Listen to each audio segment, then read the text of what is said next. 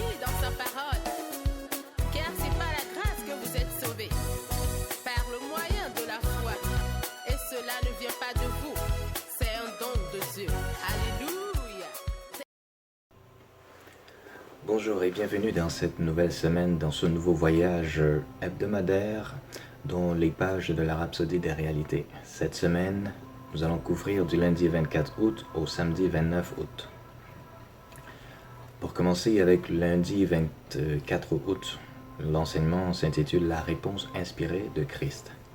Dans le livre de Luc, chapitre 6, verset 35, la Bible dit « Mais aimez vos ennemis, faites du bien, prêtez sans rien espérer, et votre récompense sera grande, car il est bon pour les fils du Très-Haut, car il est bon pour les ingrats et pour les méchants. » Amen.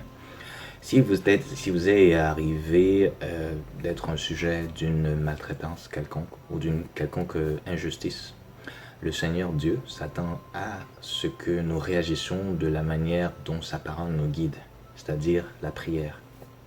Priez lorsque vous êtes affligé, priez pour ceux qui vous affligent, et ne vous apitoyez pas sur vous-même, ni de vous plaindre, et ni encore moins d'être amer contre ceux qui vous maltraitent.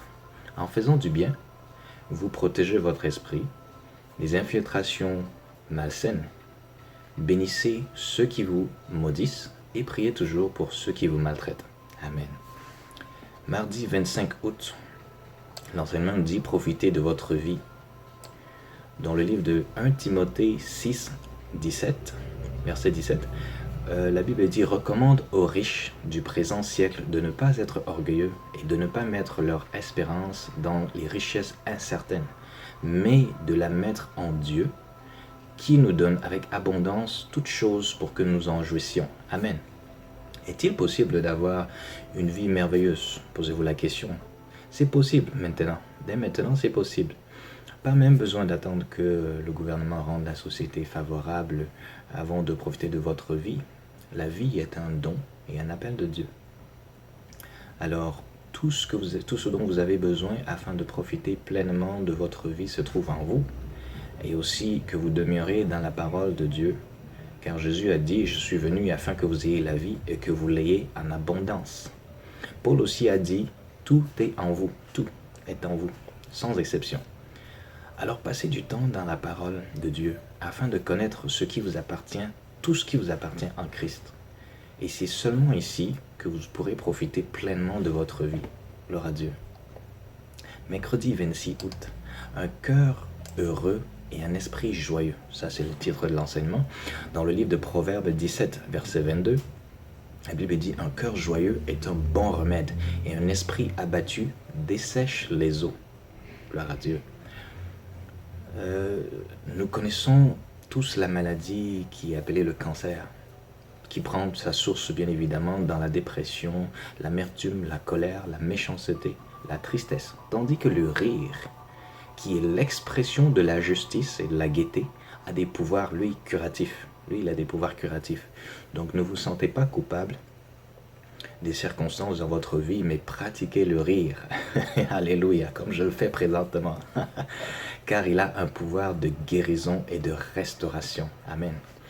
L'un des fruits de l'esprit est la joie. Nous dit la Bible dans Galates 5, 22, vous pouvez lire par vous-même.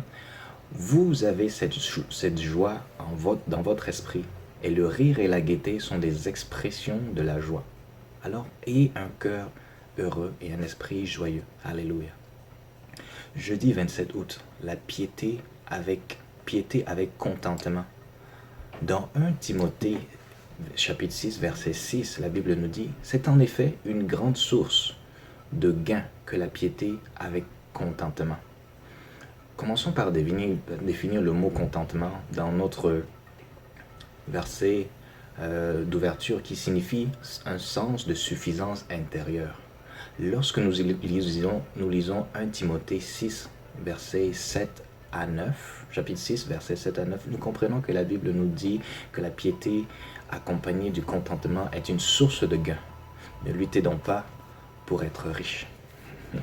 En tant qu'enfant de Dieu, né de nouveau, vous êtes dans le repos de Dieu.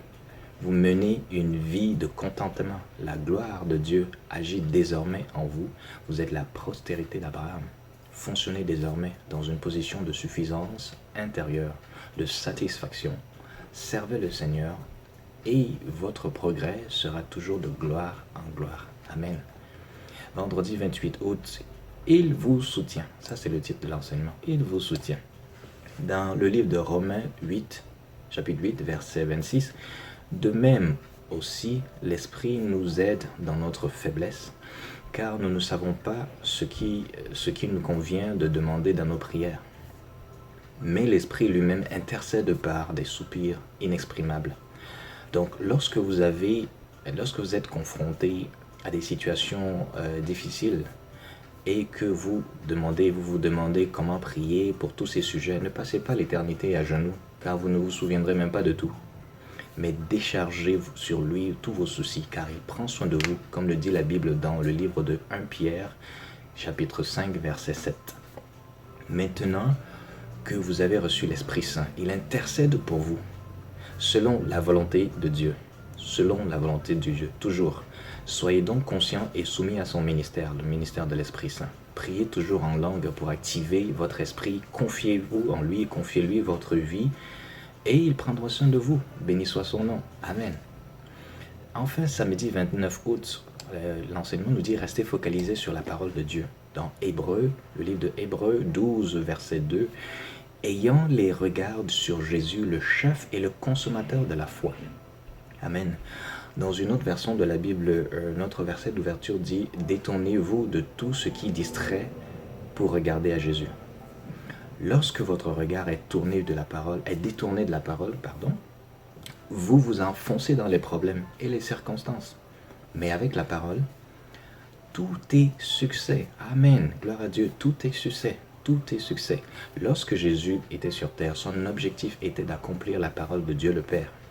Soyez donc des imitateurs de Jésus, peu importe les noms que l'on vous donne dans la société parce que vous servez le Seigneur, ou encore toutes sortes de temps difficiles que vous traversez. Ne soyez pas perturbés. Restez focalisés sur Jésus, ne vous détournez pas de la parole et le Seigneur vous gardera dans la paix et la prospérité. Gloire à Dieu. J'espère que vous avez été grandement bénis, pas juste bénis, mais grandement bénis, parce que moi j'ai été grandement béni et je l'espère aussi pour vous. Je vous donne rendez-vous pour les prochains jours et d'ici là, restez focalisés, restez bénis. Amen.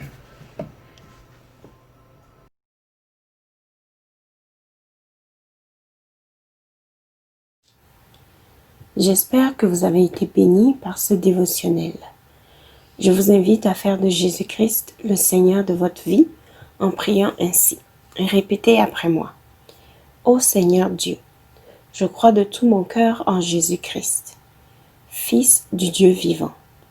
Je crois qu'il est mort pour moi et Dieu l'a ressuscité des morts.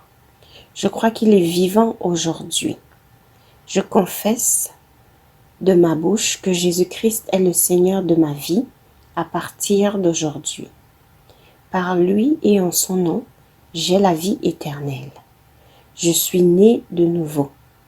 Merci Seigneur d'avoir sauvé mon âme. Je suis désormais un enfant de Dieu. Alléluia. Félicitations, vous êtes désormais un enfant de Dieu.